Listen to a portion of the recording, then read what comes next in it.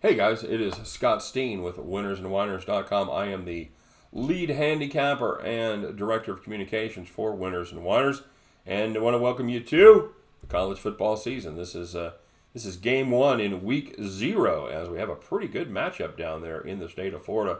The battle for the swampland as the Florida Gators take on the Miami Hurricanes there in Orlando. Miami, 7.5-point underdog, catching 7 and the hook. And as far as the numbers go, 7.5. It's remained pretty static here for most of the time. It did dip down to 7 in a couple of spots very briefly, but was soon right back up to 7.5. As far as the total goes, that's been a different story. There's been some serious action as this opened at 52.5, 53, right in that neighborhood, and it's currently been bet down to 47. I don't hate the under here, but I think a lot of the value has gone away with losing 6 points. Anything in the 40s in college football, you're kind of taking your life in your hands there.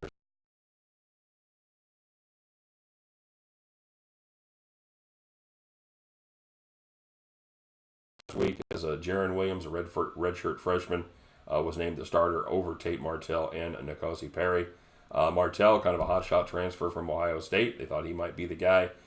Perry started most of the games last year, but they like Williams' arm, and they like his game management. They like his brain. So we'll see how long that goes if he starts to struggle.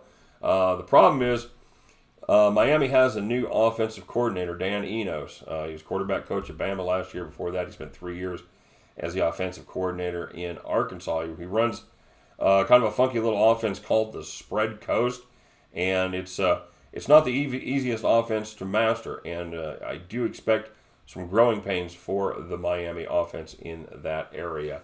In fact, when Enos was at Arkansas and he installed this new offense, they kind of struggled for the first half of the season, averaging just 24 points before turning it up.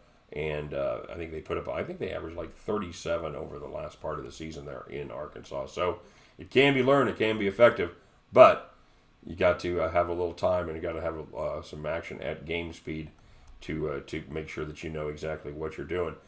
This is a team that's going to be able to give a lot of help to Williams, as they have fantastic talent both at the running back spot and the wide receiver spot. They have one of the best tight ends in the business. What could possibly go wrong? Well, they got 2 freshmen on the offensive line, as they have a true freshman suiting up at left tackle, and they have a redshirt freshman at the right tackle position.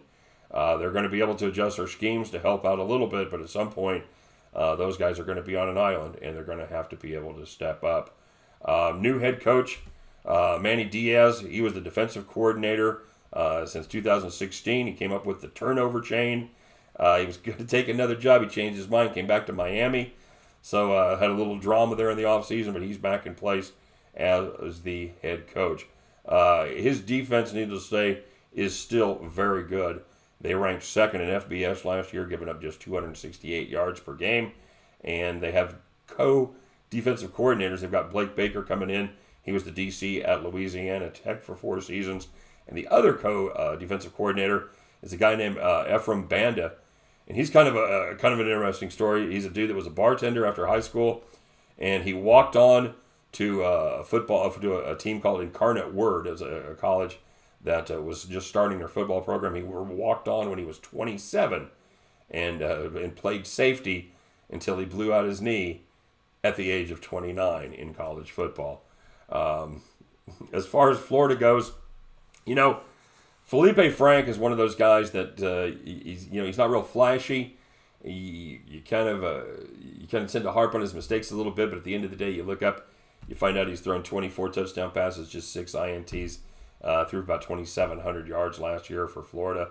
And, he's very solid and is looking to have an even bigger season this time. They were able to average 31 points per game, including hanging 41 on Michigan in a bowl game. Now, that should come with a big asterisk as Michigan started.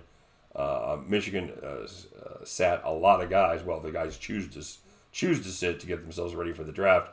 So they definitely weren't facing the A-team there as far as the Michigan defense goes. However, still great athletes and still a good performance by this Florida Gators squad. They've got Some excellent skill position is back as well. They have their top 6 receivers that return, as well as running back LaMichael Pirine. The problem with the Gators, much like with the Miami Hurricanes, is they're a little bit unsettled on the offensive line. They've got some people that are nursing some injuries. They're moving some guys around. So we'll have to see how that all shakes out. Their defense was another very good defensive unit down there. They've got 8 starters back, and from a defensive unit that was top 25 in points allowed, in turnovers, and in sacks. Played very well against non-conference opponents. They're 5-0 in non-con in 2018, including 26-point victories, 26-point plus victories over Michigan and Florida State. However, I think that a lot of people in Miami are really hyped up for this game. They're anxious to see where this season goes. I don't think they get the win here. I think it's going to be closer, however, than 7.5 points. I think Miami will ultimately figure it out enough. I think their defense will give them enough opportunities to put some points on the board. I don't think it's going to be a high-scoring game. Because it's going to be a low-scoring game, that means every point is more less likely to come in. Give me the Miami Hurricanes plus 7.5 in this one. All right. So let's start off with a W here in this game as we take the Canes plus 7 in the hook at the end of this contest. You guys can join me for the first of many times this year as we grab our winning tickets and head back to the window. Good luck, everybody. Thanks very much for watching. We'll see you next time. Bye-bye.